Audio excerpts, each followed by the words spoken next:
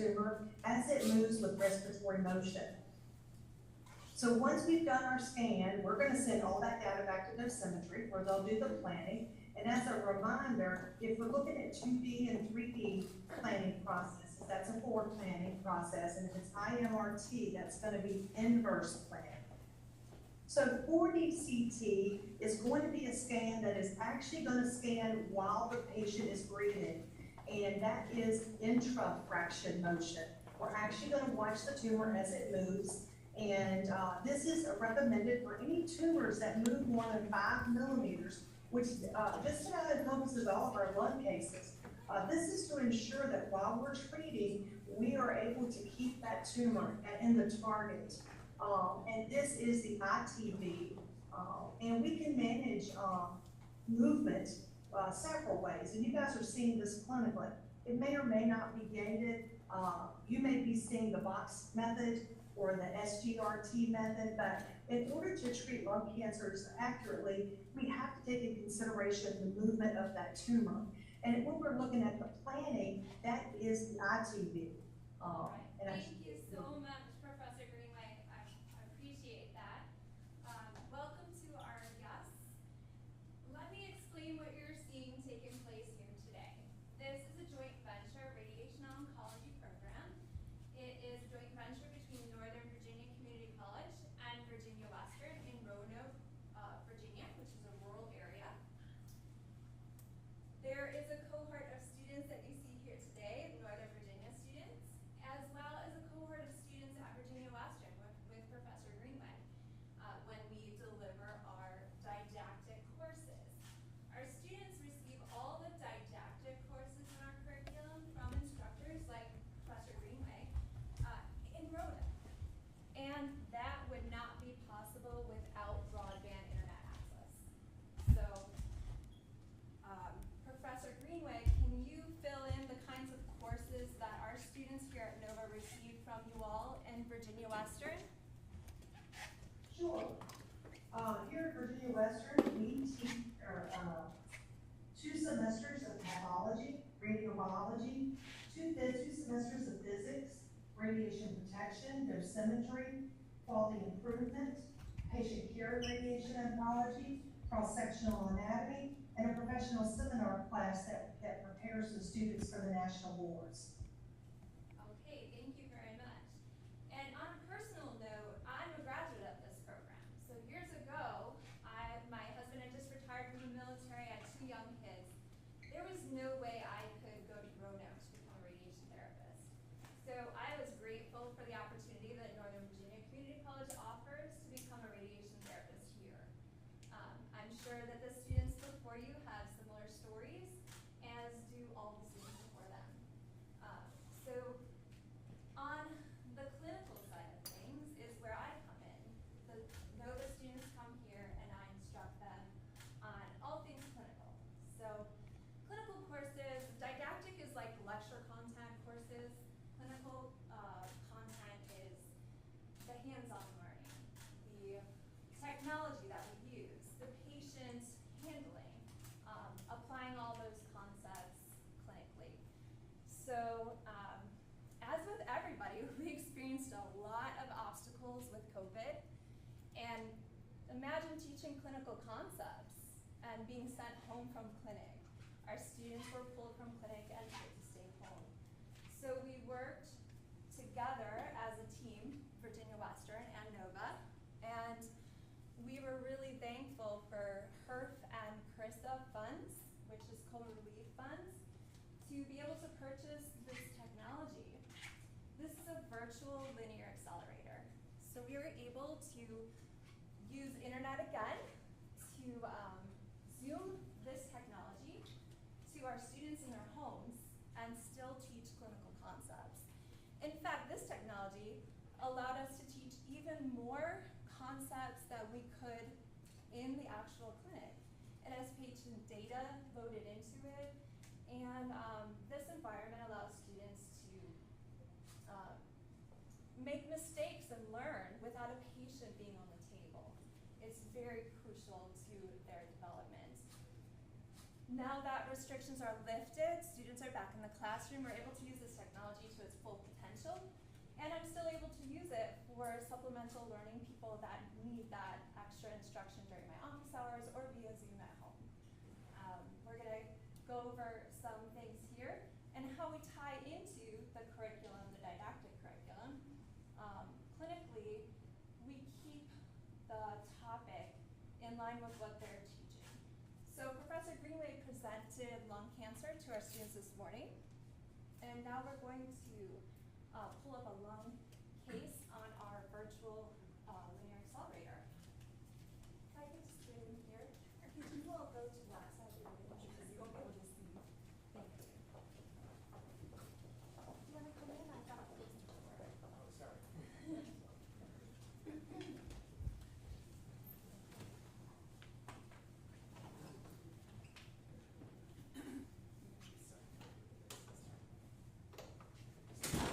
Another great thing here is not only can we use the internet and do this online, but I can take this wherever I need. We can have a virtual linear accelerator in any room. All right, so on the table here we have a lung cancer patient, and we're going to talk about the clinical application of what they're learning. This is a linear accelerator. It is what we use to deliver the radiation treatment. Raise your hand if you or a family member or friend has been touched by cancer. Okay.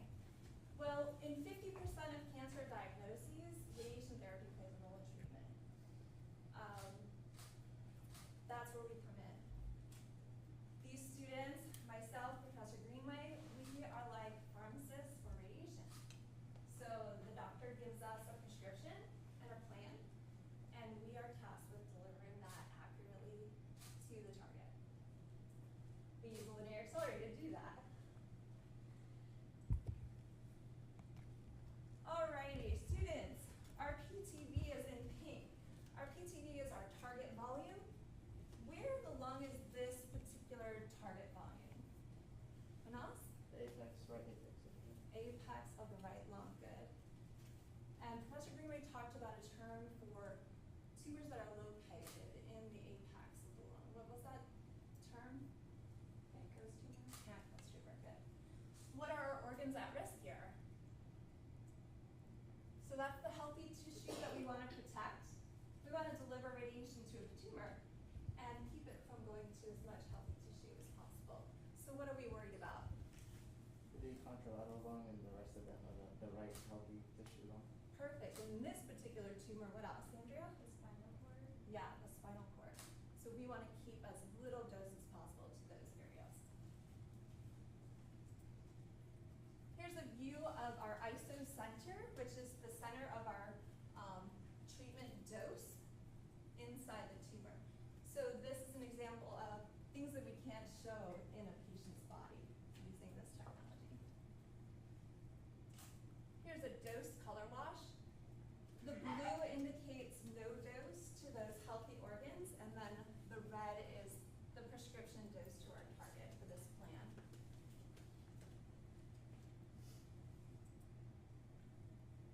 All right, students, I'm going to play this treatment. Tell me what treatment technique is being used for this case. Sliding window IMRT. Sliding window IMRT, good. So here you can see MLC. Those are multi-leaf collimators. Those block the radiation from going to the healthy tissue and opens it up to deliver that dose to the target volume. All right, we need to set an SSD before we image match and treat this patient. Andrea, can you come up and show us how to set the SSD? The planned SSD is 89. So this is a real pendant, just like the linear accelerator in clinic, that the students come to manipulate the linear accelerator. What's an SSD? Source to skin distance. So we're setting the source, the target, which is the source of radiation, the distance from that to the patient's skin. This scale measures that, and Andrea has done a beautiful job of setting our SSD. Thank you, Andrea.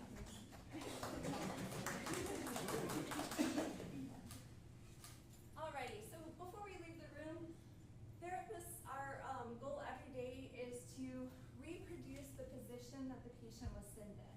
The very first appointment with a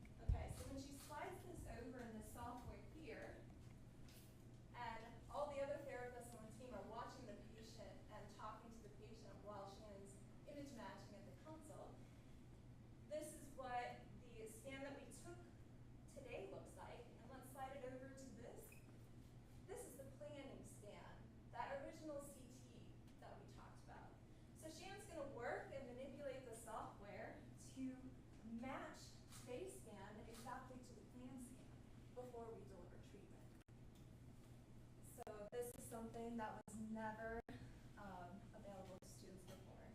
Even if we had time in clinic, we need a patient to do this. So they're already expert image matchers, and clinic is having a grand time with them this summer because they're already familiar with it. So she's using different software techniques to match today's scan to the original plan scan. And we've got outlines here of organs at risk that we talked about. So this is the PTV, this is our target area. We've got our right lung, our left lung. The carina helps as just kind of a stable point for us to take a look at when we're matching.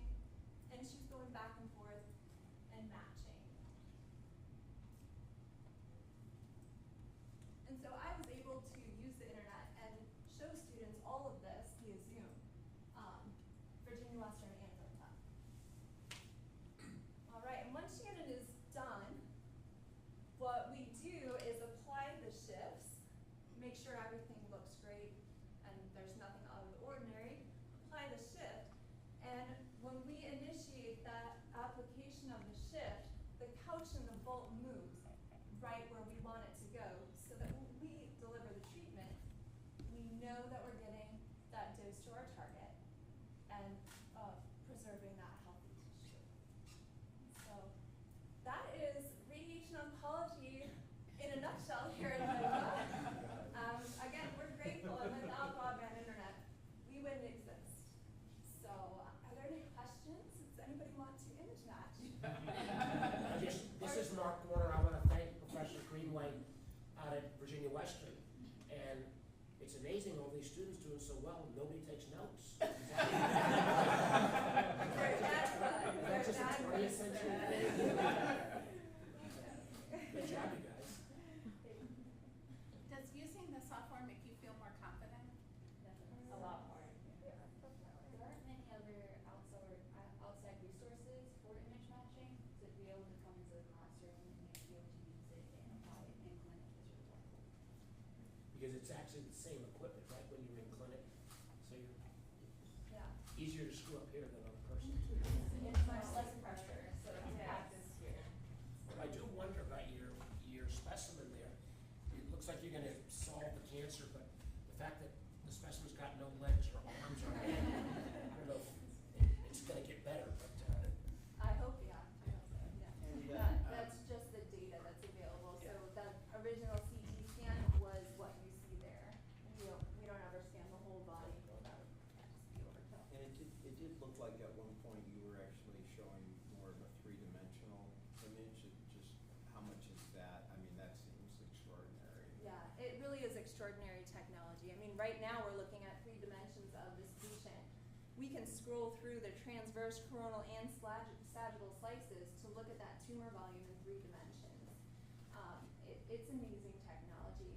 And that gantry can move around and sculpt with the MLC.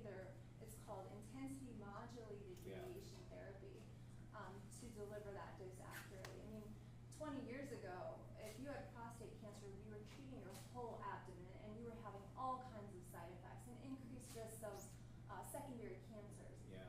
These days, we can sculpt we can conform to that tumor volume so well. But it puts more pressure on us as therapists to nail that setup, to make sure that we have that patient in that exact position every day before we beam on. And these radiation therapists are the only ones that beam on. So the importance of what they're learning to do is just profound. And for the benefit of our students, this is Mr. Sperling from the White House, and we're also joined by Mr. Curtis from the governor's office. Any questions? good job, you guys. Awesome, thank you. Thank you. Thank you so much.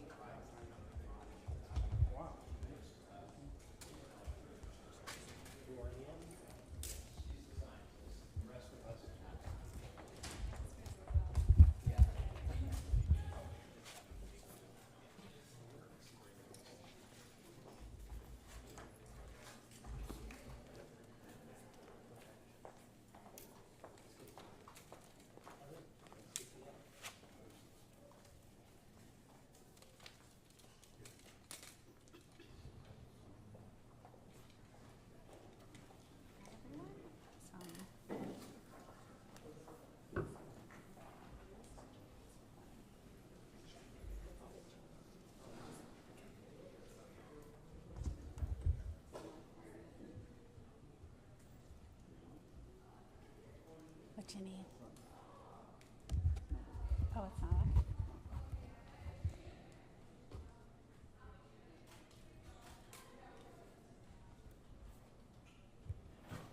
Yep, there you go. Awesome. So thank you so much for being here. I know we've got an exciting announcement today that impacts the entire Commonwealth of Virginia. But we're here at our medical education campus to really talk about the practical implications of what will be announced today.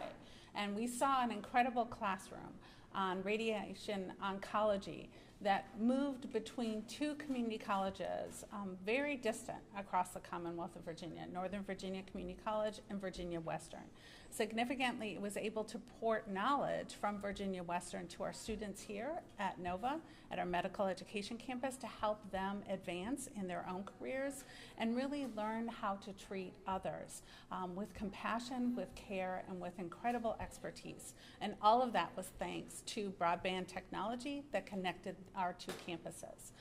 So I'm Ann Kress. I'm the president of Northern Virginia Community College. You are at our medical education campus.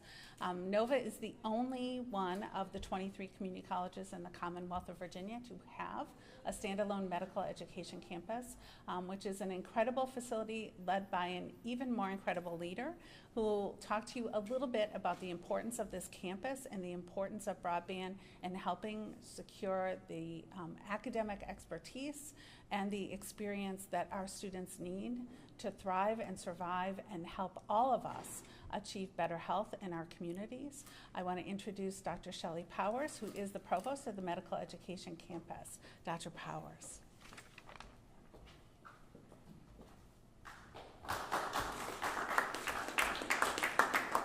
Good morning again, and thank you so much, President Dr. Kress. I would like to welcome you to the Medical Education Campus. This is a campus where we are extremely committed to prepare competent healthcare professionals to meet the ever-changing needs of the healthcare arena. We are extremely excited about our ability to supply healthcare workers to meet the demands of the healthcare workforce shortages in Virginia. We have 12 healthcare programs here at the Medical Education Campus that are located in the Division of Nursing and the Division of Health Sciences. Today, we highlighted one of our many programs that we utilize here at the MEC that utilize the broadband services to provide educational services to our students.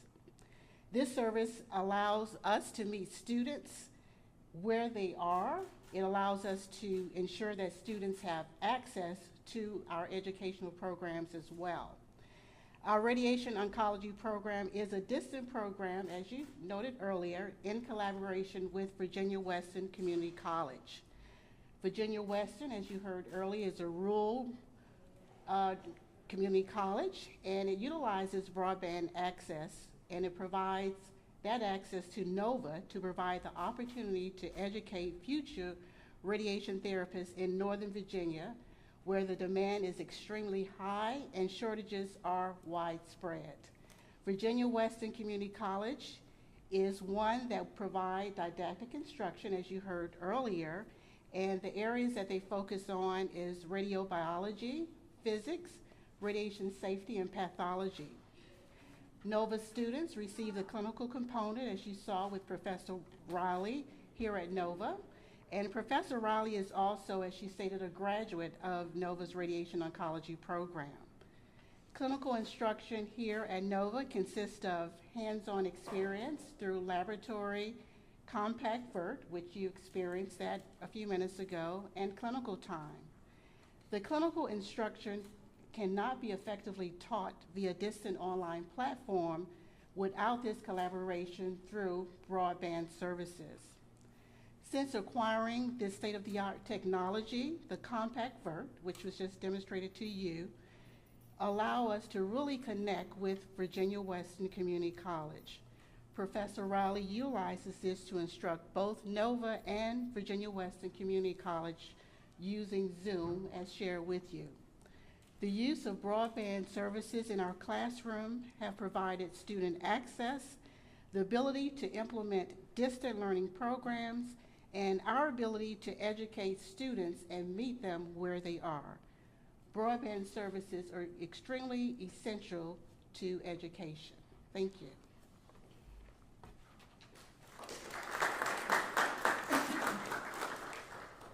Thank you, Dr. Powers. And I think one of the things that you heard both of the faculty talk about was how essential those broadband capabilities were during the pandemic to keep programs going so that those graduates could continue in their pathways and help all of us and still make it across the stage at some of our incredible ceremonies that we have here at NOVA to celebrate their accomplishments. If you were to come to this facility in just a few years, you would see a much larger medical education campus, thanks to the continuing investment of the Commonwealth of Virginia. You'll see an expansion of about $25 million here at the MEC to meet those incredible workforce shortages. And so joining us for this important announcement today about broadband from the Commonwealth is Bill Curtis, the Associate Director of the Virginia Department of Housing and Community Development. Mr. Curtis serves as the Assistant Director of the department. He's a retired Navy Supply Corps captain and has held command as well as assignment in numerous senior positions. He is also a member of the Hampton Roads Black Caucus Board of Directors and a dedicated public servant who left the private sector to join the administration of Governor Glenn Youngkin to help advance opportunity for all Virginia residents. Thank you so much for your service, Director Curtis, and thank you for joining us today. Well, good morning. It is a pleasure for me to be here, and on behalf of the Department of Housing and Community Development, and of course Governor Glenn Youngkin, I bring his greetings and just thank you for it. There's so much going on with broadband that we've tried to synopsize just a few things, just to highlight sort of the wave top skim of what we're doing here. But I am happy to be here, and it's no secret that even before the pandemic, there was a vital need for broadband access to participate in the 21st century. But the COVID-19 pandemic made it evident with many aspects of life. From telehealth, education, e-commerce, teleworking, all these require internet connection for Virginians to participate. Thankfully, Virginia has been investing in the expansion of last-mile broadband networks in unserved areas since 2017. Funding from the initial year has grown from $1 million in 2017 to $722 million in awarded funds just last year alone. To date, Virginia Telecommunications Initiative, or VADI, has invested over $797 million in funding to connect Virginians, which has been matched by an additional $1.1 billion in resources from local governments and internet service providers. These investments will lead to the connection of 357,405 previously unserved homes, businesses, and community anchor institutions once all construction is complete. These pivotal investments have achieved universal broadband access in over 75 counties through partnerships with 31 different broadband providers.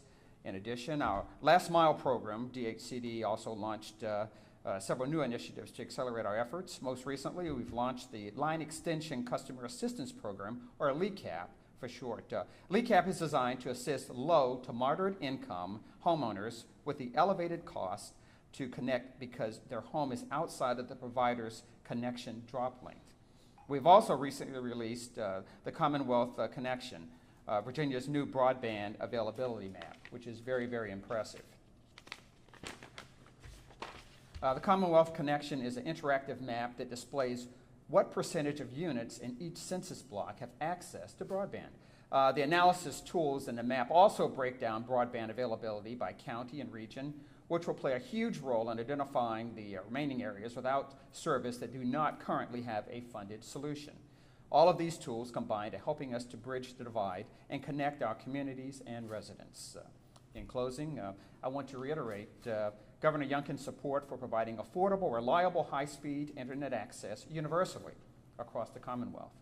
We have made significant progress in ensuring broadband access, but as you all know, we also have more work to do to finish the job. With our recent shift to defining broadband at 100 megabits per second download and 20 megabits per second upload, we now have over 210,000 locations that are unserved and unfunded to reach this standard. Through partnerships at the local, state, and federal levels, we look forward to working together to reaching our goal and finding solutions for the remaining 210,000. And again, thank you for having me. This is an impressive facility, and students were impressive as well. It's good meeting you all, and thank you for this opportunity. Good morning.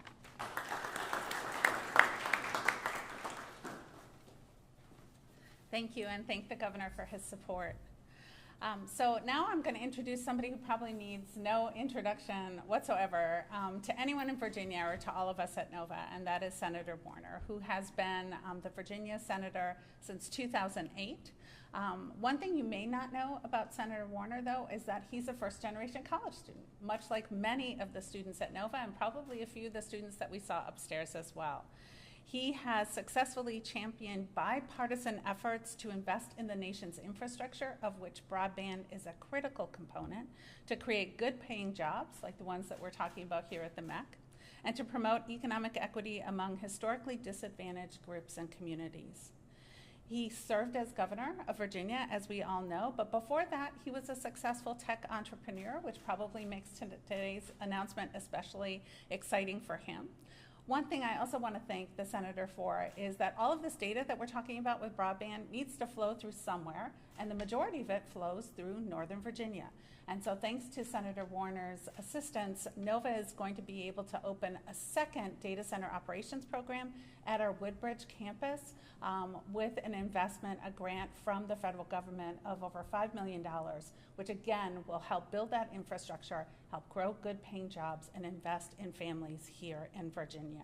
So we are very grateful to you for this support and so many other things, Senator Mark Warner.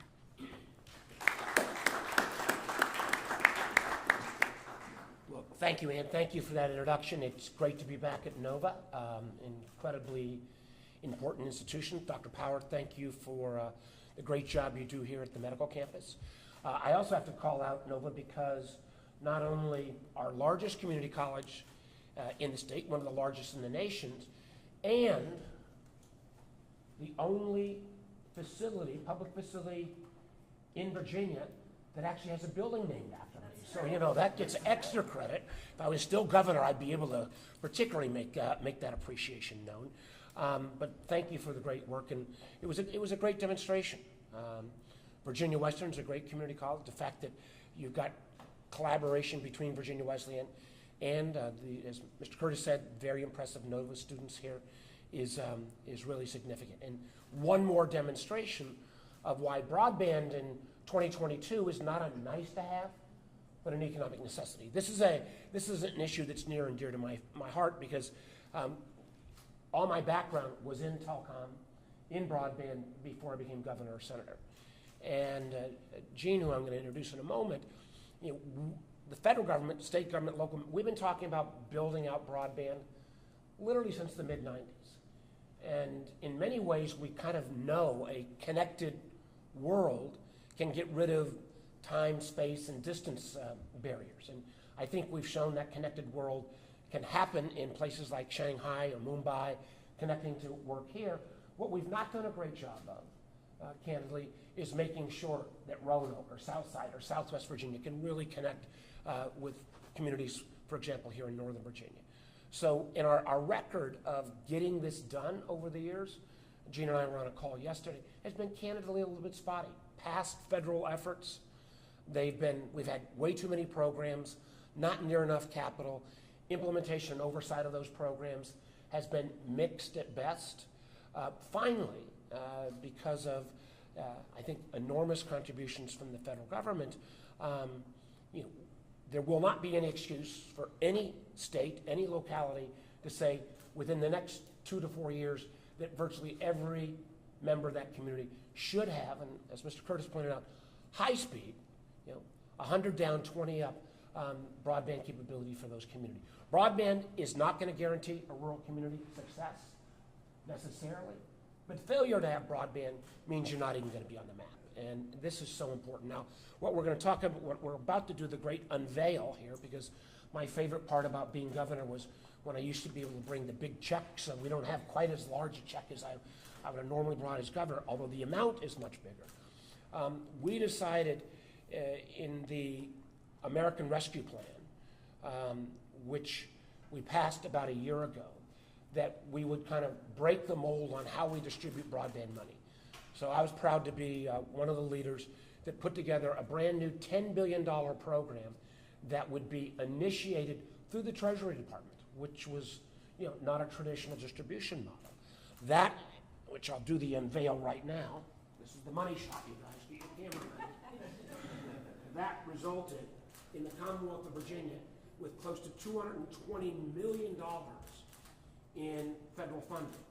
That's an applause. But there's more. You know, the truth is, Governor Northam also decided out of that, the monies that went to the Commonwealth, that he would put forward another $500 million out of our ARP money, putting together a total of about a $700 million package from the Commonwealth. And I know Governor Youngkin and Mr. Curtis are going to continue that. That will be matched by local funding. That will be matched by dollars coming from new and current ISPs. So we really will have the capacity, finally, in Virginia to get this done. One other thing I think that the legislature did that was very, very, I think, cutting edge, and the jury's still out, you know, because other states are looking at this, is even with these tremendous amounts of federal dollars, there's still some gaps. So what the legislature did in a bipartisan way was say, we're going to allow our utility providers, the larger utilities, to help provide middle mile, and our rural electric co-ops to provide that last mile. Because part of the problem in the past when we've delivered broadband is sometimes we've invested in startup companies that didn't know really how to build out or operate a network, and we'd put a lot of money out. Those systems would go bankrupt and they'd be sold to the incumbents at 5 or 10 cents on the dollar. We think we've got that fixed with this new model, and I look forward to working with Governor Youngkin and his team. And DHCD does a great job. We've started this back in 2017, this initiative. Last point I want to make before I bring up Gene is that this amount of money that the Commonwealth has put together is great. But there's more, because the bipartisan infrastructure bill, which again I was proud to be part of the group that put that legislation together, has coming behind this another $65 billion in broadband, both deployment and affordability. Because while we've got broadband through much of Northern Virginia, there's still a lot of our fellow Virginians that don't have the resources to afford what will be provided now, about $30 per month, kind of minimum plans that there will be federal dollars to help match. Just as kind of a precursor to where we hope we could come, there may be almost a challenge, and this is why I think it's so important that Virginia move quickly, because there could even be a glut of resources. We'll probably get close to another $800 million coming out of the bipartisan infrastructure bill just on build-out. So there should be, again, no reason why any community across Virginia shouldn't have those resources. And our partner in all this has been the Biden administration. The American Rescue Plan, we provided these dollars, close to $4 billion to the Commonwealth, $3 billion to local government in the Commonwealth. I wish sometimes our legislative friends would remember as they decide how to dice those dollars up, where those dollars came from in terms of the surplus. But that was because of the Biden administration, and then working closely with the White House as well on the infrastructure bill that's going to provide these additional resources for future broadband deployment. And one of the people who've been driving this is our next speaker, and that is my dear friend Gene Sperling. Gene literally has worked in 3 White Houses, back to the 90s. We were here when he worked with President Clinton, worked with President Obama, and now has come in as a senior counselor, literally to oversee all the distribution of dollars and programs through the American Rescue Plan. And there's nobody better situated for this. There's nobody who's got a better understanding of how federal government works and sometimes doesn't work than Gene Sperling. So please join me from the White House, Gene Sperling, who will make the presentation as well. Gene?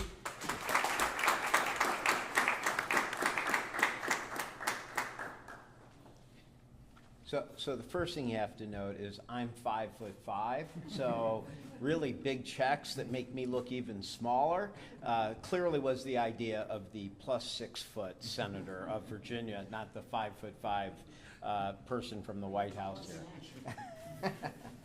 I also know that there's not much that I can do to be anywhere close to the most significant person in the Biden White House associated with this fine institution, and I send my regards from Dr. Biden as well.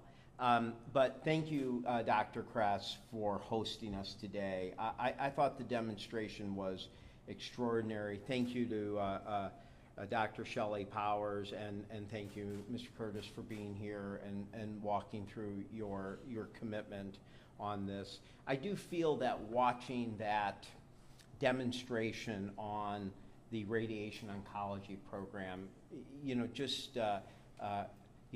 there's the Latin phrase, res ipsa loquitur, the act speaks for itself. To be watching that level of sophistication, three-dimensional examinations of a lung, the didactic, the back forth, you cannot imagine that happening without the most state-of-the-art, high-speed internet. And the other thing that really hit me was, we sometimes segment things. Today we're here announcing this critical broadband investment. Later this month, we're going to be highlighting some of the American Rescue Plan investments in workforce. And being up in that room today and hearing you talk, President Kress, was a reminder that this is absolutely about workforce and meeting the workforce supply needs and demands of our country right now. So it's really been an extraordinary visit already. It really is an honor to join Chairman Warner, Senator Warner, for this event and to announce one of the first state capital project fund awards here in Virginia. I think that there was a core of senators who helped play a leadership role. We were on the phone with Senator Manchin, Senator Hassan from New Hampshire, it involved Senator King and Tester and Sinema. But if you were to put them all together and you were to put everybody in the administration together, everybody would be unanimous on one thing. The singular leader for this $10 billion was Senator Warner. It would not be here today. We would not be talking about giving a $220 million check to the state to expand all of this important work if it were not for Senator Warner. And I will say, being involved, it's not that usual where you can point to one senator who was the but-for cause of a piece of legislation passing. But in this case, he led the coalition, the design, the implementation.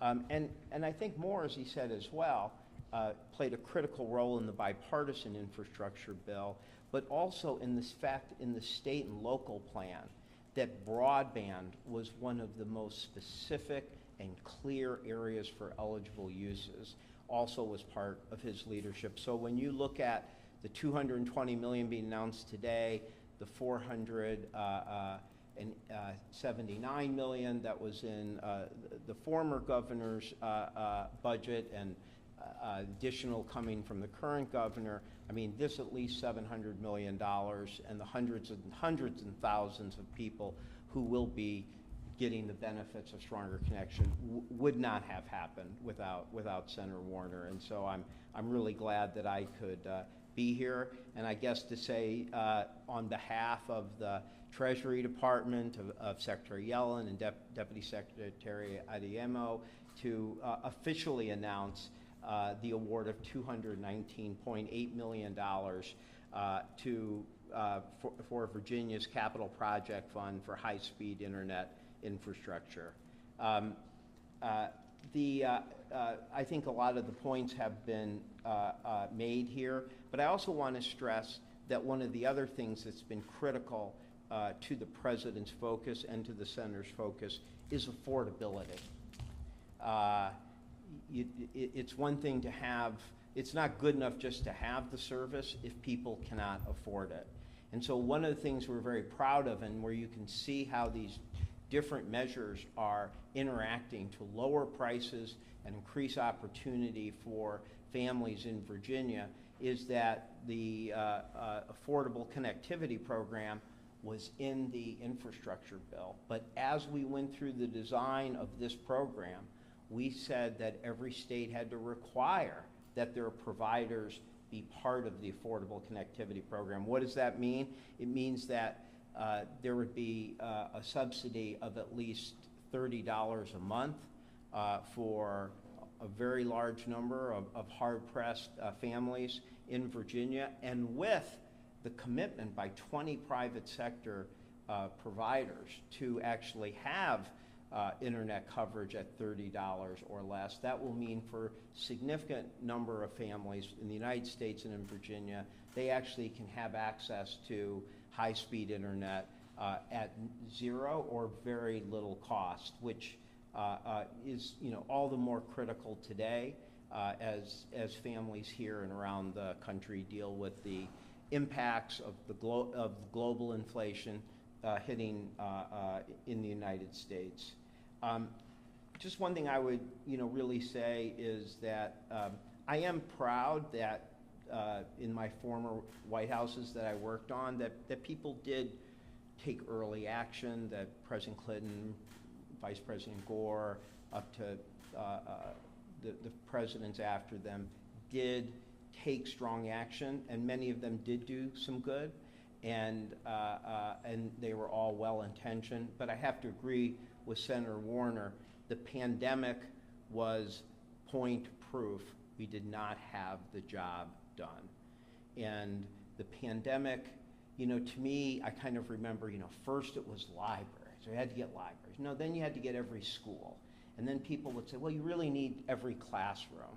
Well, the pandemic was a national teaching moment that you need high-speed internet everywhere. And if you did not have, if in a home, a parent could not work from home while two children did interactive learning remote, you were at a disadvantage. You were at a disadvantage economically for your own job. You're at an educational disadvantage for your children, and that's just not acceptable. And so this is a once-in-a-generation moment for Virginia, for the whole country, to, I think, finally, in a sense, go the last mile in doing the last mile and making sure that everyone is covered and has that opportunity. The President Biden, talks about the fact that many parents, would drive to the parking lots of fast food or coffee establishments to get internet. And I think we all agree that shows a lot of commitment and dedication by those parents, but that can't be our vision for our country. I also want to point out, also as the senator said, that this really, even this was just one aspect of the American Rescue Plan for broadband. There was $8 billion, including, as we said, $479 million from Virginia have been allocated from the state and local plan. And then there's also been the Emergency Connectivity Fund that has helped with close the homework gap with schools, with devices, all the things. And what we're very committed on is making sure these are all working together. This is not about having separate programs. This is about having the firepower to reach this goal of universal, high-speed, affordable, reliable internet for every American family. With that, this little 5'5" person is going to try to hand that rather large check to the senior senator from Virginia. I screwed up on the great reveal before, so you're going to hand it to me now? I don't, I think. We got, come on, Mr. Kurtz, come on, ours is hand getting here too. Why don't we'll get everybody here in like the. Why don't we can just, I think, close the last of the photo op things here. Why don't you take it down, go forward a little bit.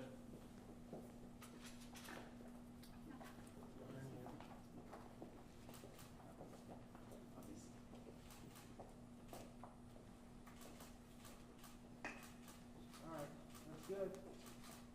Maybe hold it right there, hold it.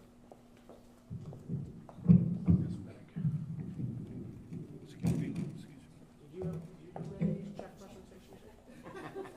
Curtis, you're going to get a chance to do some DHTD, you guys have some dough sometimes.